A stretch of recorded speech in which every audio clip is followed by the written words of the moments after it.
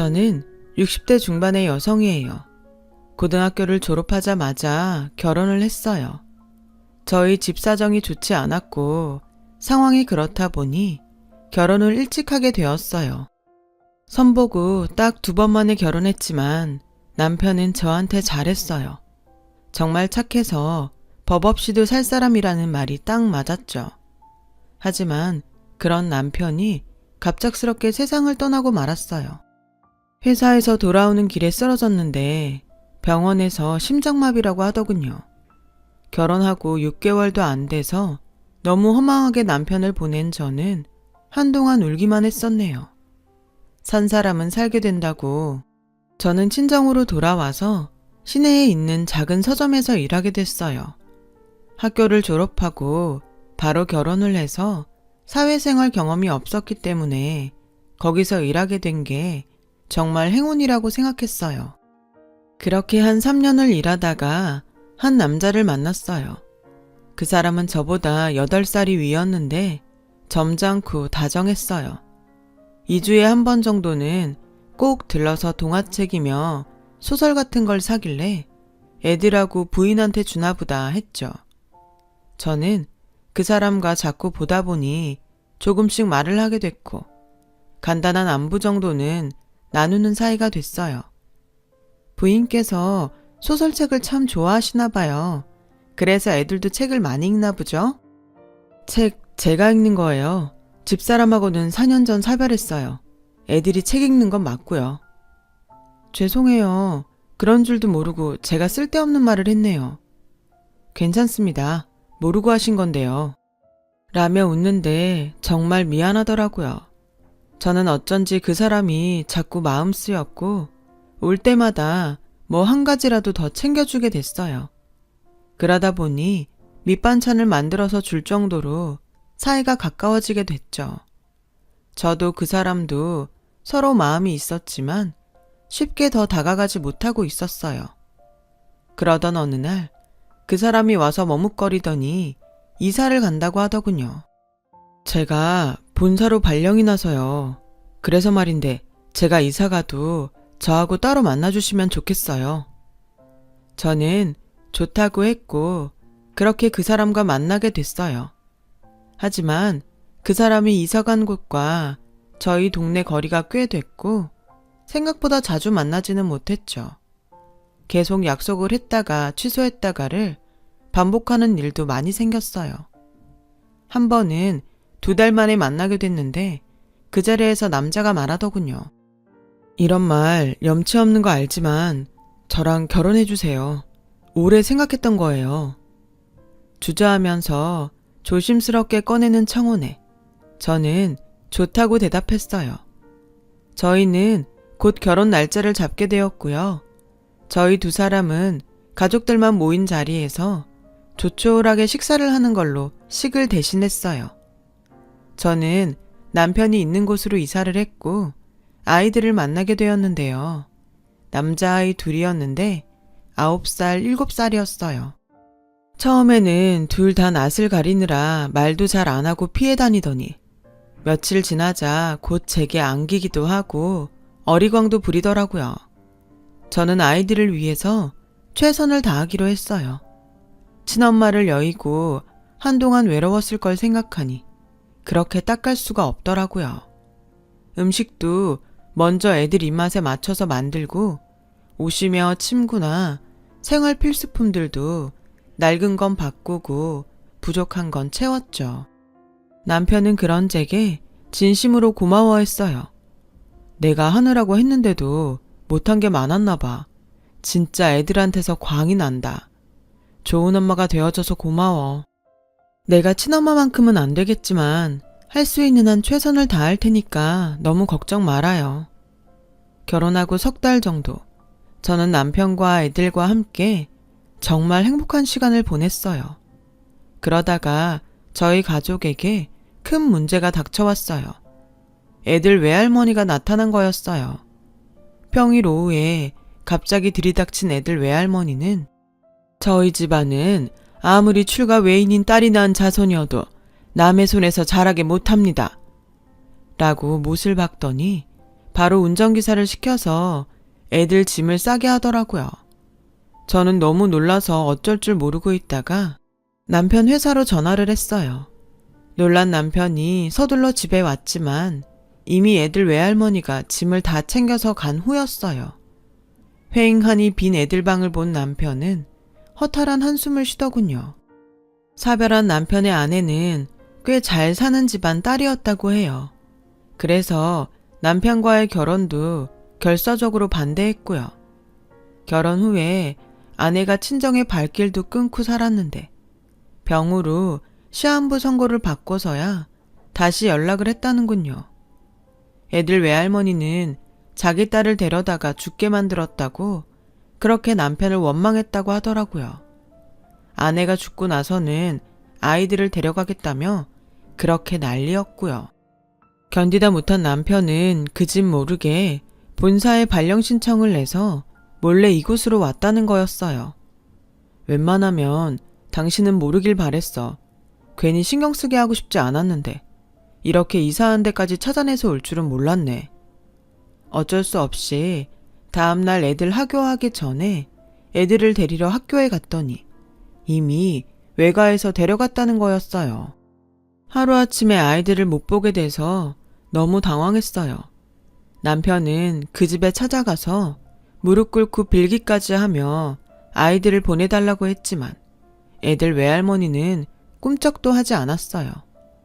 저와 남편은 그래도 언제든 아이들을 볼 수 있겠지 하는 희망을 갖고 매일 잠도 제대로 못 자면서 아이들을 생각했죠. 그렇게 몇 달이 지나고 어느 날 오후에 아이들이 집에 왔더라고요. 성우야, 진우야, 이게 얼마만이야? 어떻게 지냈어? 왜 이렇게 말랐어? 아이들은 몇 달 만에 꽤 얼굴이 말라 있었고 그걸 보니 눈물이 나더라고요. 외할머니네 밥이 너무 맛이 없어. 엄마가 해주는 볶음밥 먹고 싶어서 왔어. 저는 큰애의 말을 듣고 두말 않고 볶음밥을 만들어서 아이들에게 주었고 애들은 정신없이 먹었어요. 저는 천천히 먹으라며 따뜻한 보리차를 주고 아이들 등을 쓰다듬었죠. 엄마, 나 외할머니네 가기 싫어. 여기서 살고 싶어. 외할머니네는 하면 안 되는 것도 너무 많고 마음대로 웃지도 못하게 하고 말도 크게 못하고 맨날 공부만 해야 돼. 라고 큰애가 말하자 작은애도 자기도 가기 싫다더군요. 그래, 아빠 오시면 엄마랑 아빠가 외할머니한테 얘기할게. 저는 남편에게 전화해서 애들이 와 있으니 집에 빨리 오라고 했어요. 그러면 난 먼저 애들 외할머니네 갈게. 애들 안 오는 거 알면 또 집으로 찾아갈 거 아니야. 내가 가서 확실하게 얘기하고 올게. 라며 걱정 말고 집에서 기다리라고 했어요. 하지만 남편이 애들 외가에 간 사이에 외할머니는 자기 집에서 일하는 사람들을 데리고 집으로 찾아왔어요. 애들이 여기 있고 싶다고 해요. 저도 아이들과 같이 있고 싶고요. 저희랑 같이 지낼 수 있게 해주세요. 이보세요. 제가 당신을 어떻게 믿어요? 피 한 방울 안 섞인 온전히 남인데. 그리고 이런 집에서 애들 뒷바라지 하나 제대로 할 수 있겠어요? 유학은 보낼 수 있어요? 정말 애들을 생각하면 저보고 얼른 데리고 가라고 해야 맞죠? 라는 애들 외할머니 말에 뭐라고 대답을 할 수가 없었어요. 다 너무 맞는 말이었으니까요. 그래도 어떻게든 잘 키워보겠다고 사정을 하고 있는데 남편이 돌아왔어요. 아이들 저도 잘 키울 수 있습니다. 제 핏줄이기도 해요. 무조건 데려가려고만 하지 마시고 저희를 좀 믿어주세요.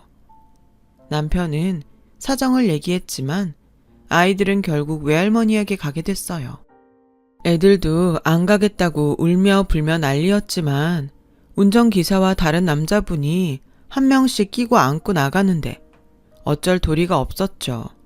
저희는 너무 속상해서 그날 아무것도 못하고 주저앉아 있기만 했어요. 남편과 저는 이사를 가지 않고 언제든 아이들이 돌아오기를 기다리기로 했어요. 그렇게 시간이 지나갔고 1년이 지나 저희 사이에도 딸이 생겼어요. 아기를 키우고 정신이 없는 중에도 외할머니네 간 아이들 생각이 나더군요. 내 아이를 키우게 되면 마음이 좀 덜해질까 했는데 오히려 이럴 때 애들은 어떻게 지낼까? 누가 애들이 울 때 달래줄까? 이런 생각이 나서 더 힘들기만 하더라고요. 딸아이가 2살이 되던 해의 어느 날 정말 갑자기 큰아이가 찾아왔어요. 안 본 새에 훌쩍 키가 컸지만 여전히 어리기만 했죠. 엄마, 밥 좀 주세요. 라는데 그저 눈물만 흘렸어요. 저는 아이가 좋아하는 볶음밥을 부랴부랴 만들었죠. 큰애는 볶음밥도 잔뜩 먹더니 아기를 보고는 자기 여동생이라며 좋아했어요. 주미야 안녕? 큰오빠야. 작은오빠도 있는데 오늘은 못 왔어. 다음에 꼭 같이 올게. 그때까지 잘 있어. 그 다음부터 두 아이는 한 달이나 2달에 한 번 와서 밥도 먹고 얘기도 하고 딸아이와 놀다가 가기도 했어요. 둘이 같이 올 때도 있었고 한 명씩 올 때도 있었죠. 저희 부부는 그렇게라도 아이들을 볼 수 있는 게 다행이라고 생각했어요. 남편은 얼른 승진해서 아이들을 데려올 거라며 일도 더 열심히 했죠. 하지만 두 아이가 중학생이 되고부터는 더 이상 볼 수가 없었어요. 큰아이부터 중학교를 서울로 보내더니 둘째도 중학교를 서울로 갔거든요. 더 좋은 환경에서 공부를 하게 된 건 잘된 일이었지만 아이들을 볼 수가 없어서 너무 마음이 아팠어요. 아이들은 서울에서 가끔씩 전화를 하며 저희가 보고 싶다고 했죠. 한 번은 딸애를 업고서 애들이 좋아하는 반찬을 싸서 서울에 가본 적이 있었어요. 집으로 찾아가면 외갓집 식구들이 못 만나게 할 것 같아서 학교 앞에서 잠깐 만나서 음식을 전해줬습니다. 아이들은 몰라보게 키가 훌쩍 커버렸지만 눈빛만은 어릴 때와 똑같았어요. 우리는 엄마하고 지냈던 시간들 못 잊어. 그때만큼 따뜻했던 시간이 없었거든요. 지금은 여기서 있지만 나중에 꼭 엄마 아빠 찾아갈 거야. 그래, 아빠도 너희 엄청 많이 보고 싶어 하셔. 다음에는 아빠랑 같이 올게. 저는 근처 식당에 가서 아이들에게 밥을 사주고 간식도 먹인 다음에 다시 학교로 들여보냈어요. 애들이 막 돌아서서 들어가는데 가만 보니 큰애 셔츠 소매에 단추가 떨어진 게 보이더라고요. 그게 자꾸 눈에 밟혔어요. 저는 잠깐만 기다리라고 하고 반지꼬리를 사다가 단추를 달아주었죠. 옷에 단추가 떨어지면 달아달라고 해. 단추 떨어져서 실밥 풀려서 다니면 보기도 안 좋고 잘못하면 옷도 다 상해. 엄마, 그럴게. 신경 써줘서 정말 고마워. 저는 아이들과 울면서 작별을 하고 집으로 내려왔어요. 남편한테 그 이야기를 하니 저한테 무척 고마워했죠. 아이들이 보고 싶다고 잠을 못 이루더군요. 저는 남편 손을 잡고 다음에 꼭 한번 같이 가자고 했어요. 하지만 그 다음은 영영 오지 않게 됐죠. 그동안 마음고생을 심하게 했던 남편은 무리해서 일을 하는 바람에 몸이 많이 상했어요. 제가 그렇게 신경 쓴다고 했는데도 병이 찾아오니 몸이 이기질 못하더군요. 어느 날 갑자기 쓰러진 남편은 간암 진단을 받고 다시 일어나지 못했어요. 저는 남편의 죽음에도 아이들을 부르지 못했어요. 외가에서 저와 만났다는 걸 알고 나서 이사를 가고 전화번호도 다 바꿨더라고요. 학교도 전학을 갔고요. 정말 왜 이렇게까지 해야 되나 이해가 되지 않았어요. 애들 외갓집이 원래 교수 집안에 대대로 물려받은 재산도 많다던데 그런 집이면 이런 식으로 자식과 아버지 사이를 끊어놔도 되는 건지요. 대체 교수식이나 돼서 교양은 어디로 쌓은 건지 정말 화가 나더군요. 남편의 장례식이 끝나고 혼자서 화를 낼 만큼 내고 나니 남은 건 저와 딸아이가 먹고 살아야 되는 문제였어요. 어떻게든 딸애와 잘 살아야겠다는 생각만 하기로 했어요. 그래야 나중에 우연이라도 남편 아들들을 만나도 떳떳하고 당당할 것 같았거든요.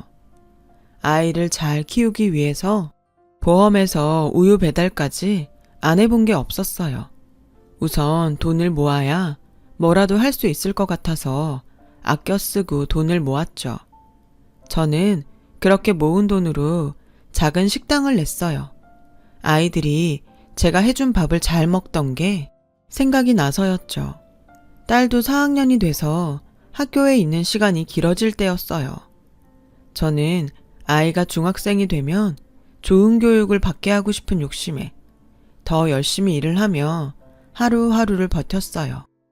하늘이 도우셨는지 식당이 잘 돼서 아이가 고등학교 갈 때는 규모가 꽤 커졌어요. 딸아이 교육에 온 힘을 쏟았고 딸이 원하는 대로 미술을 공부하게 해줬어요. 학원도 보내고 따로 선생님도 붙여주고 할 수 있는 건 다 했죠. 예체능은 재능이 있어도 뒷받침을 잘 못해주면 잘 할 수 없다고 생각했거든요. 다행히도 딸은 실력이 있었는지 스스로도 열심히 하더니 대학에 합격했어요. 딸이 대학에 들어갈 무렵에 저는 몸이 약해져서 식당 주방에서는 손을 떼고 카운터만 보게 됐어요. 아빠도 없는 딸, 저까지 잘못되면 안 되지 싶어서 건강관리를 열심히 하게 되더군요. 딸은 대학을 졸업하고 대학원에 진학했고 그림 전시회도 하게 됐죠. 그런데 식당에 문제가 생겼어요. 음식이나 경영에 문제가 있는 건 아니었는데 제 식당 자리를 탐내는 부동산 업자가 문제였어요.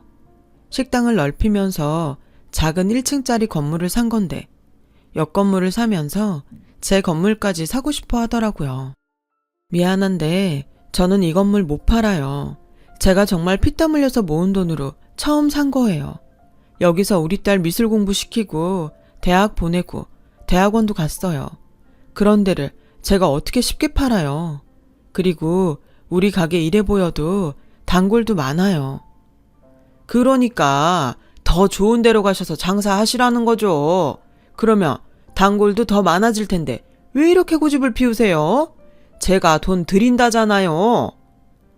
아니, 건물이 여기만 있는 것도 아니고 제가 안 판다는데 왜 그러세요? 다른 건물 알아보시면 되잖아요. 그렇게 돌려보냈는데도 자꾸 찾아오더군요. 그러더니 하루는 어깨가 떡 벌어진 무섭게 생긴 남자들까지 데리고 들어왔고 저는 너무 무서워서 경찰에 신고를 하게 됐죠. 일을 이렇게까지 만들자 저는 너무 화가 났어요. 내가 힘없는 아줌마 같아서 얕보는 것 같은데 그렇게 나 협박한다고 안 통하니까 그렇게 알아요. 라고 일부러 더 큰 소리를 치며 말했죠. 한동안은 나타나지 않아서 포기했나 했어요. 그런데 얼마 후 웬 모르는 남자가 불쑥 와서는 저에게 제 식당을 산 사람이라며 가게를 비워달라는 거였어요. 아니, 그게 무슨 소리예요? 여긴 내 가게고 제가 판 적이 없는데요? 무슨 소리세요? 저는 분명히 여기랑 옆 건물 주인이라는 사람한테 샀어요. 라고 계약서를 보여주는데 눈앞이 캄캄해졌어요. 분명 우리 가게가 맞는데 다 위조한 서류더라고요. 그 사람은 그 사람대로 자기는 돈을 다 냈다며 어떻게 해달라고 했지만 가게를 뺄 수도 없고 아무것도 해줄 수가 없었죠. 남자는 옆에 건물과 저희 가게를 다 헐고 새 건물을 지을 거라고 하더군요. 알고 보니 저희 가게 쪽에 건물을 다시 짓는 데가 많아서 부동산 투자를 하는 사람들이 눈독을 들이고 있었다고 해요. 부동산 업자가 비싼 값에 팔려고 했는데 그게 잘 안 되자 저뿐 아니라 주변 상가에까지 사기를 치고 어디론가 잠적한 거였어요. 이 문제를 어떻게든 해결해야 했죠. 주변에서 먼저 변호사를 만나라고 하더군요. 그런데 어떤 변호사가 좋은지 전혀 모르겠어서 무작정 나갔어요. 강남의 법원 주변으로 변호사 사무실이 많다는 얘기를 들었거든요. 그러다가 너무 익숙한 이름의 간판을 발견했어요. 바로 큰아들인 전성우라는 이름이었어요. 전성우 변호사 사무실이라는 간판을 보니 가슴이 막 뛰더라고요. 느낌에 큰아들이 꼭 거기 있을 것만 같더라고요. 저는 겨우 진정을 하고 혹시나 하는 마음에 사무실에 들어가서 직원에게 사정을 얘기하고 변호사를 만나고 싶다고 했죠. 작은 회의실에 들어가서 기다렸고 곧 변호사라는 분이 들어왔어요. 양복을 잘 차려입은 훤칠한 남자였는데 큰애가 맞았어요. 성우야, 너 성우 맞지? 그렇지? 엄마? 정말 엄마 맞아요? 라며 놀라서 제대로 말을 못하더니 기쁜 얼굴로 아니, 어떻게 절 찾으셨어요? 죄송해요. 제가 바쁘다는 핑계로 마음으로만 찾아야지 하고 있었는데 엄마가 절 먼저 찾아오셨네요. 나도 긴가민가 했는데 너 들어오는데 어릴 때 얼굴이 남아있어서 금세 알아봤어. 정말 대견하다. 이렇게 잘 커져서. 제가 정말 죄송해요. 엄마 찾지도 못하고 있었잖아요. 너희도 이사 가고 우리도 이사를 갔는데 찾는 게 그렇게 쉽겠니? 정말 꿈만 같아. 라며 한참이나 서로의 손을 붙잡고 얘기를 나눴죠. 그리고 나서 제가 변호사 사무실까지 오게 된 자초지종을 얘기했어요. 큰아들은 그 얘기를 듣자 바로 자기가 해결해 줄 테니 걱정 말라고 하더군요. 그러면서 둘째가 은행에 다닌다는 소식도 전해줬어요. 니들이 진짜 자랑스럽다. 어쩌면 그렇게 잘 컸니? 외할머니가 그렇게 공부를 시켰다더니 그 덕을 봤나 보다. 그쵸. 그 덕이 없다고는 할 수 없어요. 그렇지만 그 정도 공부는 엄마랑 아빠랑 있었어도 다 했을 거예요. 진우도 그러더라고요. 너무 숨이 막히니까 공부가 더 안 된다고요. 그래서 저희가 외할머니 떠날 수 있을 때 얼른 떠난 거고요. 아무리 좋은 교육을 시켜줘도 저희 마음이 불편하니까 크게 효과가 없는 것 같아요. 저는 집에 와서 딸한테 큰아들 만난 얘기를 했죠. 딸도 어릴 적에 자기와 놀아줬던 오빠들을 기억하고 있었어요. 정말 어떻게 이런 일이 다 있지? 너무 신기하다. 엄마 가게에 안 좋은 일 생긴 게 다 오빠들 만나려고 그런 건가 봐. 라며 좋아했어요. 며칠 후 저와 딸은 아들들을 만났습니다. 서로 붙잡고서 반갑다며 눈물을 흘렸어요. 둘은 그새 다 결혼을 해서 아내와 함께 나왔더라고요. 제가 어떻게 대해야 될지 몰라서 머뭇거렸더니 큰며느리가 제 손을 꼭 잡아주더군요. 어머니, 말씀 많이 들었어요. 저한테 편하게 하세요, 어머니.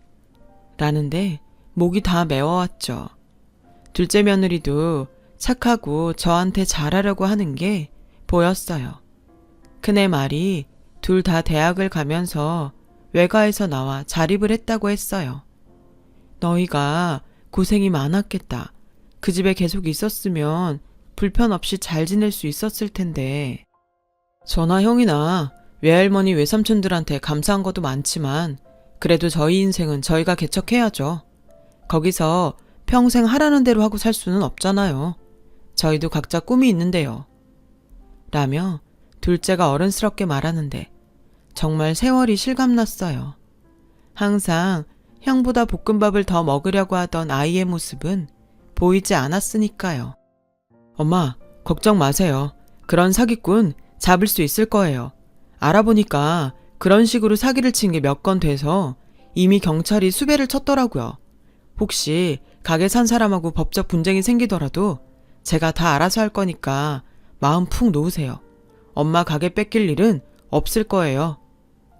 정말 고맙다.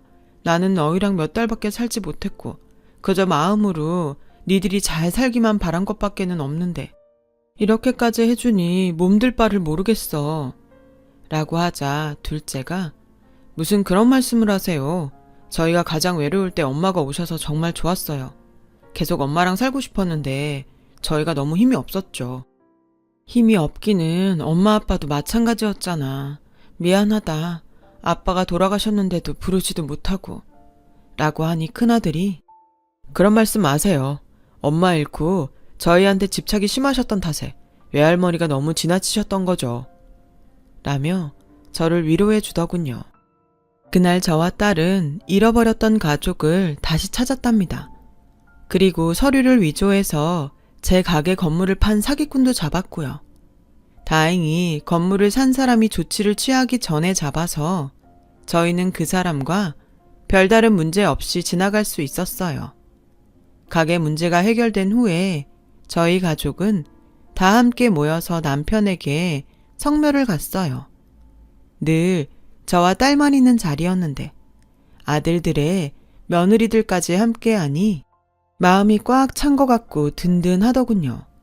나중에 들으니 애들 외갓집은 여전히 잘 살긴 해도 외할머니 외삼촌 돌아가시고서 자식들이 서로 재산 다툼을 하다가 다 뿔뿔이 흩어졌다고 하네요. 그런 거 보면 그 집이 꼭 자식들 교육을 잘했다고만은 볼 수 없는 것 같아요. 애들이 왜 그렇게 거기서 나오고 싶어 했는지 좀 알 것 같기도 했죠. 그렇게 다시 애들을 만나고 서로 왕래하면서 산 게 벌써 10년이 다 돼가네요. 저는 여전히 가게에서 카운터를 지키고 있어요. 자식들이 이제 힘드니 그만 좀 하라고 했지만 저에게는 딸도 키우고 아들들도 만나게 해준 가게라서 쉽게 포기가 안 되네요. 제 힘이 남아 있을 때까지는 계속 가게를 꾸려가려고 해요. 제 얘기를 들어주셔서 다들 감사합니다. 모두 앞날에 좋은 일만 있으실 거예요.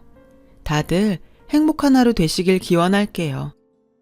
여러분, 사연 댓글에 응원과 현명한 조언 부탁드려요.